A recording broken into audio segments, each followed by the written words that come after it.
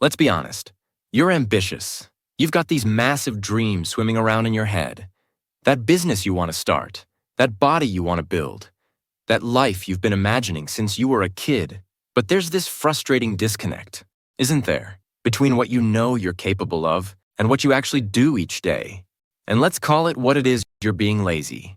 Not because there's something wrong with you, but because somewhere between your ambition and your actions, something's getting lost in translation. We've all been there. That voice in your head says, "Today's the day I start."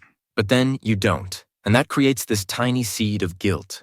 That guilt compounds, day after day, week after week, until eventually it crystallizes into something worse: acceptance. Maybe I'm just not disciplined enough. Maybe I'm just not cut out for this. Maybe I should aim lower. Then January 1st rolls around. New year, new you, right? You're motivated, you're delusional, you're ready. But by January 15th, that motivation has evaporated like morning dew, and you're right back where you started. If you've tried to fix this, you've probably watched videos telling you to Delete Instagram.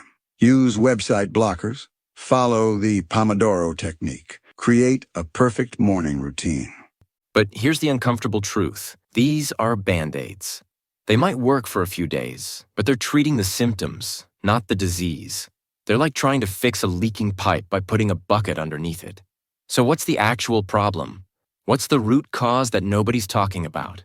It comes down to one word: inertia. In physics, Newton's first law states that objects at rest tend to stay at rest, and objects in motion tend to stay in motion unless acted upon by an outside force. Your brain operates by the exact same principle. The hardest part isn't doing the work. It's starting the work. That initial push requires activation energy, the force needed to overcome your mental inertia. And here's where we mess up. We make that initial push so intimidating in our minds that we'd rather scroll through TikTok for 3 hours than face it. So how do we hack this system? By manipulating the physics of your mind with 2 powerful techniques. First, reduce the stakes dramatically.